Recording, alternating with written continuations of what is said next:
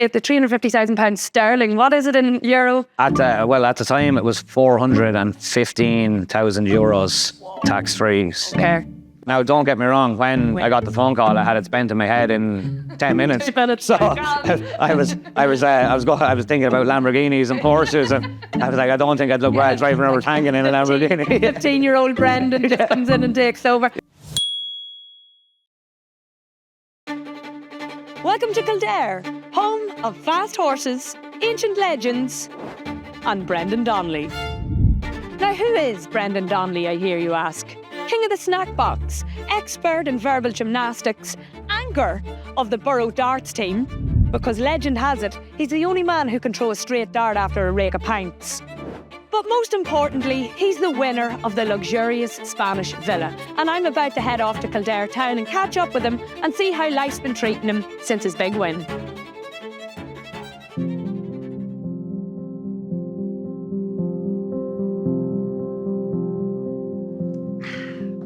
So here we are in your local GAA pub, the Harp Bar in Kildare town. Yep. Well, has it sunk in yet? No, still hasn't really sunk in. It's kind of, it's still surreal. So here, look, let's go back to that fateful night. Were you watching the draw? No, I wasn't watching the draw. One of my friends actually tagged me in a post on Facebook, and I clicked into it, and I come up, this live has ended. And I was looking at the top and it said Lucky Day competitions. And I was like, kind of thinking, well, maybe my name was underneath whoever won it or something. She showed me that I was that close, skipping me kind of thing. Yes. And then literally my phone started ringing and I was like, a Northern Ireland number coming up on my screen. I was like, no way. And then I answered it. And of course, you said to me, is this Brendan from Kildare? And I was like, how are you, Sammy? Yeah. So was it at that point when you saw the UK number coming up that, like, did your stomach do a somersault? Yeah, it was kind of like, everything just, it was weird. It was, my head was kind of spinning nearly. It was like, what's going on here? And then I was like, no way. And then obviously, when you told me you answered it, I was like, what?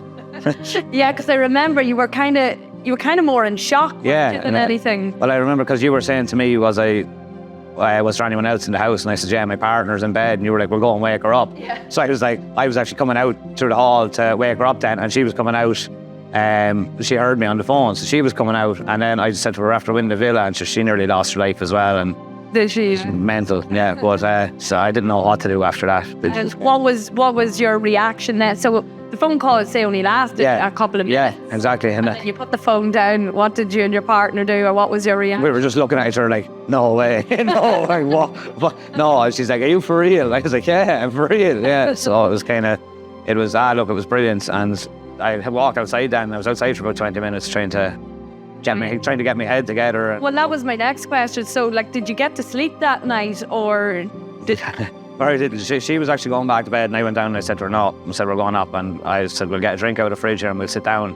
So I was after putting the dog into bed, and the dog didn't know what was going on. She was back up in the couch then, laying on the couch. And she didn't know what was going on. So we had a drink and sat up for a while, kind of talking about what we're going to do. And okay. So, yeah, the villa or £350,000 cash. I know that this was a decision you were wrestling with, and we were sort of talking forward and back a couple of times, but in the end, you decided to take the cash. And I just want to know, what was it in the end that swayed it for you, or what was going through your head over that week or 10 days? The villa was amazing, but it was nearly too much villa for us. Like I said, I was hoping to turn it into a business more so, and invest a bit of money into a couple of businesses. So by taking the cash, it meant I could probably buy a lesser villa or an older villa, and then have money left over to invest in something. And if I'd had just taken the villa, I would have had a villa worth $500,000 and nothing else really. So it's like, what's the point in having a villa and not enjoying some of it? So it was kind of, look, there's a lot of things were going through my head. Yeah, and I suppose the way you've worked it now is that you have the best of both worlds. You can now go and buy your villa, or as you say, maybe a smaller one that might suit you and your partner, and then you have the few pound left over. Did you work out the conversion rate, the £350,000 sterling? What is it in euro? At the time it was €415,000 tax free. Okay.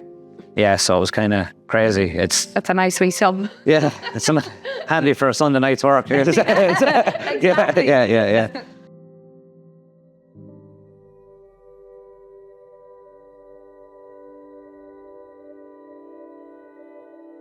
So, Bren, you're obviously a car man. I'm guessing you would have been in and out of Lucky Day buying tickets for the various cars and supercars we would have had up there. So, what made you say, "Oh, sure, I'll buy you a ticket for a villa"?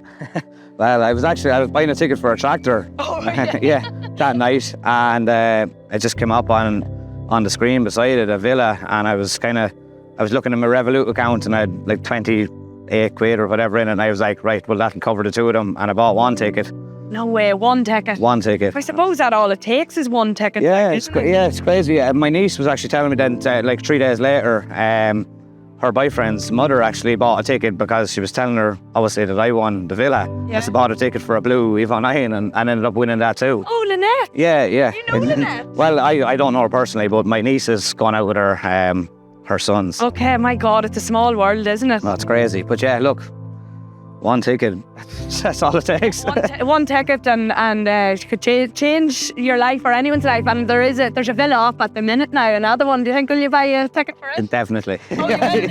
Yeah. Sure. What's the harm in owning? Yeah, well, that's it, yeah. A villa and your car. Yeah, that'd be a better job altogether. Yeah, so I definitely will. I definitely will buy a ticket for that one, and I'd advise anyone else to buy a ticket for it too. Yeah. 100%. Like that, for the sake of 20 quid, could change your whole life completely. Exactly. I can hear you are standing. Where are we in Kildare? In Kildare town, yeah. And you've 415,000 euros in your bank account to do what with you want. Yeah, exactly. Well, Brendan, I just want to wish you the very best of luck in all your business adventures and whatever you decide to do with the money. And treat that woman of yours, will you? I will. I'll try. Yeah, nice. I'll buy her something nice. Yeah, I'll buy her something. Yeah, exactly. Right, come on. Let's get another pint somewhere. Is there any other nice pubs around here? We'll hit Top Nolan's, sure. Yeah, we'll go to one. Okay, cool. Guinness good there, is it? Yeah.